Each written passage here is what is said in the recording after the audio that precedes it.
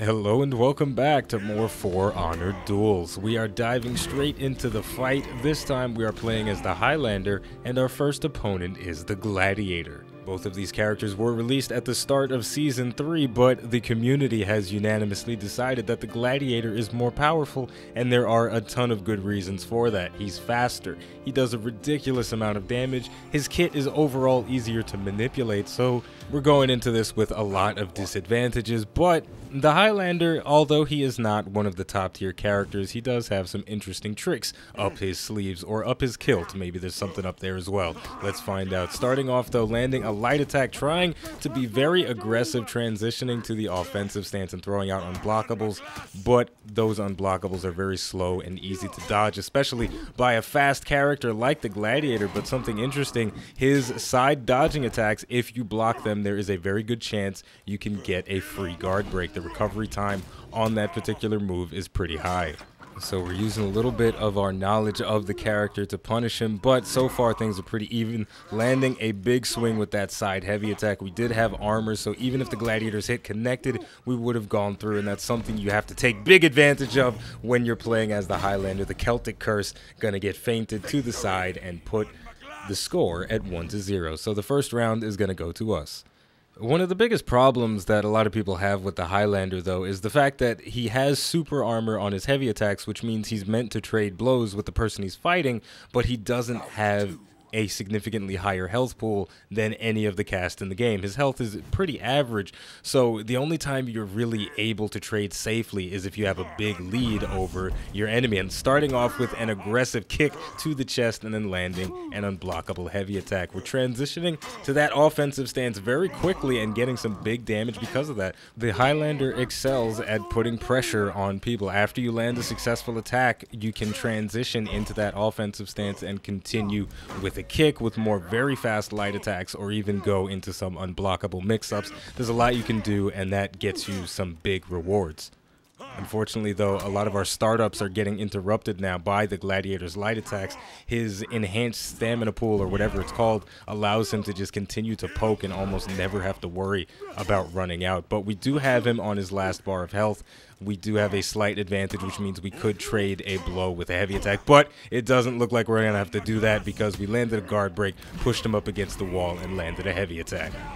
This man might need a little bit of milk after that one. We are in a very positive position right now. The score is 2-0 as we move into the third round. So if we can keep going and doing what we're doing, then we'll walk away with a flawless victory. So, guys, I'm going to need you all to cross your fingers and pray to whatever gods you believe in that we walk away with a flawless victory, because that would feel so amazing. So let's see what happens in round number 3. Starting off with a Celtic Curse feinted to the side, and it is going to connect, but we did not get any big momentum afterwards. We didn't transition into that offensive stance fast enough. Trying to go for a kick, but the Gladiator very light on his feet. He's dancing around like Floyd Mayweather, dodging our attacks, but the Celtic Curse unfeinted this time is going to get us a big top heavy. We still have a slight health lead, but that could change at any minute, and just as I say that, we get poked in the damn toe. We're going to need some new sneakers after that one.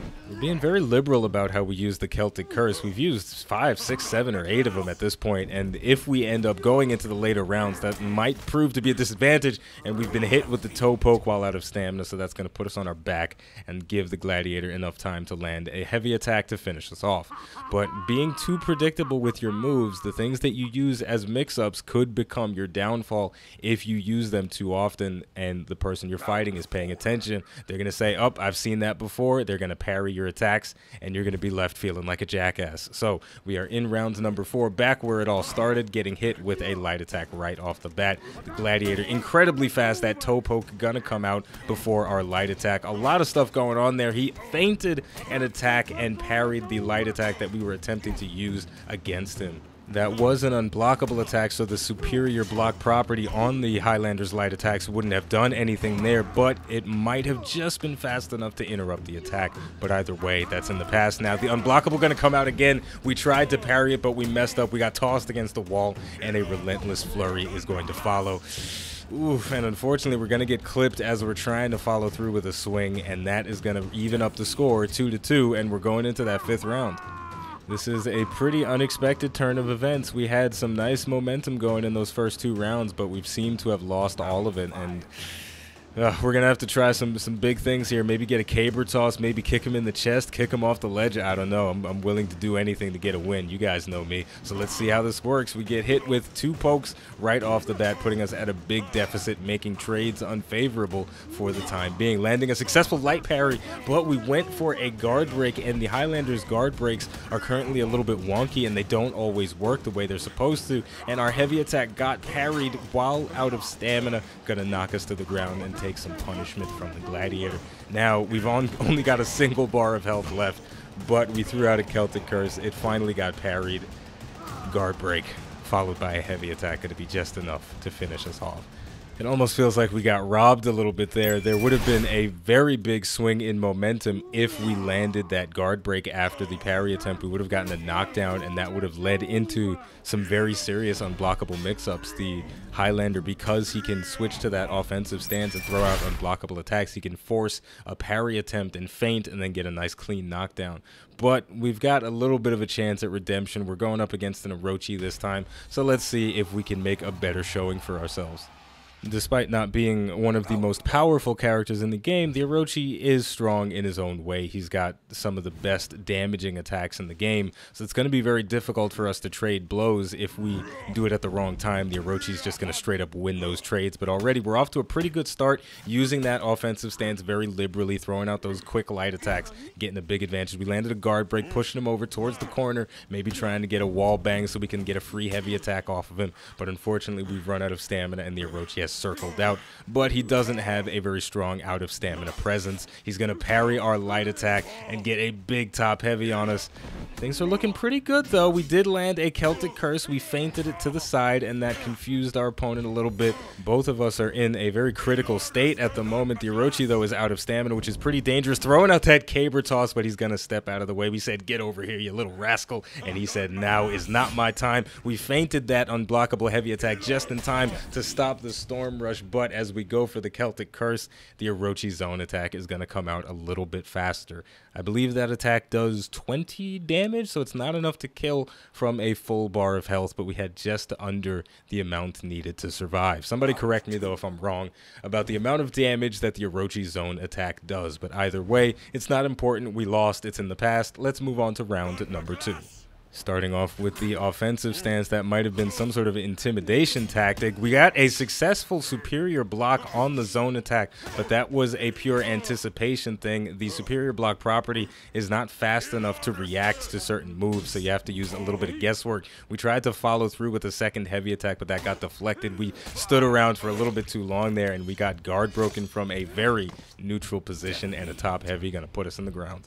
Before we move on to the next round, the superior block we landed on the Orochi zone attack was very good looking. It was very flashy, but unfortunately it didn't yield much. We transitioned straight into the offensive stance and went for a light attack on the same guard, but the Orochi was ready for it. He raised his guard back up just in time to block the attack, so we didn't get too much from that very impressive feat. And we landed a successful guard break in round number 3, throwing him against the wall, and unfortunately the same is going to happen to us in return only a few moments later. We're getting a lot of success out of our light attacks though, and switching to that offensive stance and getting a nice quick poke as a follow-up. Throwing out a Celtic Curse, but it is going to miss, but we followed up with the second hit of the chain, making round number 3 a perfect flawless victory. So that's a pretty big swing in momentum for us. I'm liking the way this is going. Maybe we can bring back 2 more rounds and walk away with a victory. It's going to be tough, though. The Highlander, as cool as he is from a design perspective, he is not something that fits perfectly into the current state of For Honor. He is not adhering to the meta the way the Gladiator does. He gets so many moves after a guard break. His punishes are very powerful. We landed a parry on the Orochi zone, but unfortunately that guard break is going to whiff for no reason other than the Highlander has a couple of bugs in his kit. So that feels really bad that we don't get the punish that we we rightfully deserve for parrying such a difficult to read attack. We landed a successful guard break and pushed the Orochi away, transitioning into that offensive stance, and we successfully baited out his parry response from that unblockable top attack. So we've evened up the playing field. We are trying to throw out those Celtic curses. It's going to get parried, but fortunately for us, it counted as a long-range attack, so we were able to survive for a few more moments. We are on our last segment of health, so the next blow is going to be the last for either player. We've got to be really careful about what we do. We went for a feint on the Celtic curse.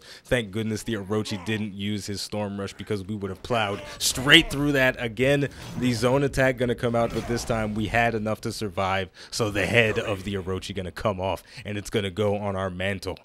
Oh man, so that was pretty exciting. We are moving into the 5th round. The score is 2-2. I haven't been excited like this since watching the Floyd Mayweather versus Conor McGregor fight. It is definitely on the same level of hype for me. Maybe I'm exaggerating a little bit, but who cares? Let's do it. Let's see if we can make something happen here. Now, because we've been fighting each other for 4 rounds, we know how we like to play, so it's all going to come down to who has a better mix-up in the way that they like to do things. We're going into the tried and true, switching to that offensive stance, landing another zone parry, throwing out a heavy attack, but unfortunately the Orochi going to be very composed, and nothing is going to come of a very delicious parry attempt. Going for a guard break from neutral, the Orochi throwing out a lot of attacks to prevent those guard breaks from hitting. We parried another light attack. This time the guard break is going to connect. He didn't get knocked down to the ground, though. That's very unfortunate. He parried the attack that came instinctively afterwards. We're getting another parry. This time he is going to fall on his butt. We feinted an attack. He goes for the parry, but the swing is not going to be enough to finish him off. That's very disappointing, going for another Celtic curse, but the Riptide Strike is going to come out, and that is going to be enough to kill. It's very unfortunate. It really does feel like we got robbed a little bit because the Highlander is underpowered. His side heavy attacks do exactly 25 damage, and from the looks of things, the Orochi had 26 health. So that just feels bad, man. There's no excuse for that.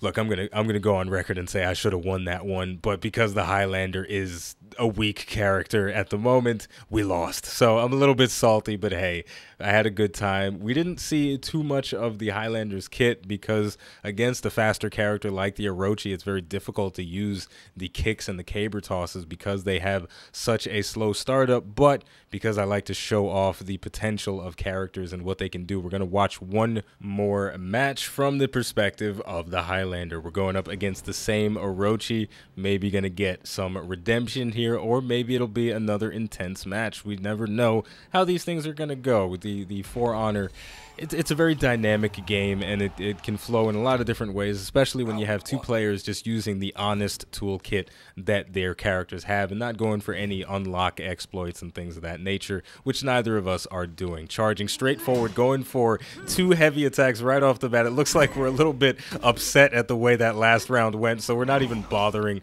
with feinting or any of that stuff. We're just going straight for the face, and somehow that strategy is working. Landing a successful parry. We are out of stamina. The Orochi going to throw a top heavy while he's out of stamina, but we don't care about a damn thing at the moment. We're just swinging like a wild animal. The Celtic curse going to connect, but again, not enough to finish. Another parry going to come out, going for another Celtic curse, and that's going to put the Orochi's head on the floor once again. Victory!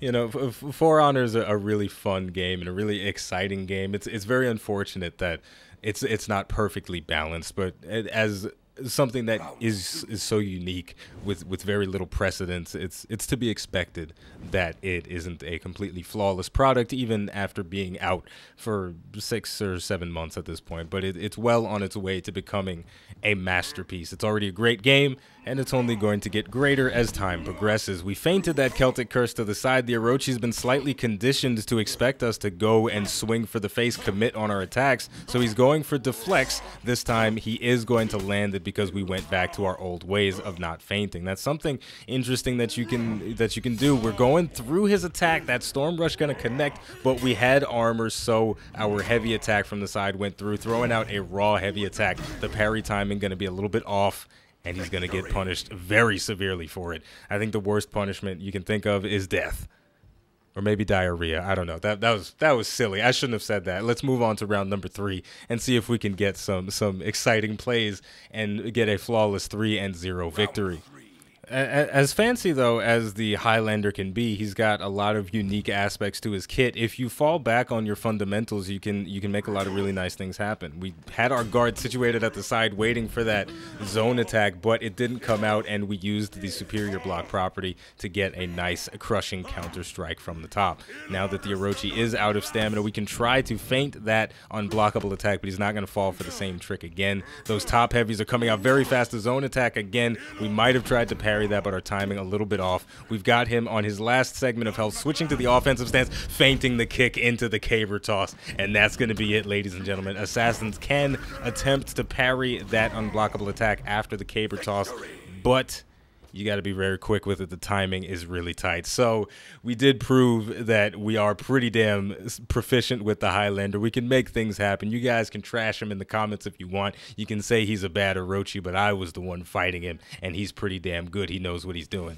And we're going a little bit long today, but before we close out, we're going to rewatch the first and second round against this Orochi one more time and just talk more about the fundamentals of For Honor and the value of playing mind games. We went for the face. We swung wild, and the Orochi was taken aback by it. So when the next round started and we start using our feints, he's expecting us to have that same reckless play style we had in the first round, which is severely punishable if he makes the right decisions. So it's a very basic mind game and something that will enhance your gameplay on every character that you play in For Honor. Mind games are at the foundation, at the core of For Honor. With all of that said, the name of the game, it's For Honor. The name of the channel is iBluairJgR Gaming for Comedy. Don't forget to like, subscribe, and if there is a particular character you would like me to play, feel free to leave it in the comments. But just to know, the Centurion is coming up next. Thank you for watching, and I'll see you next time.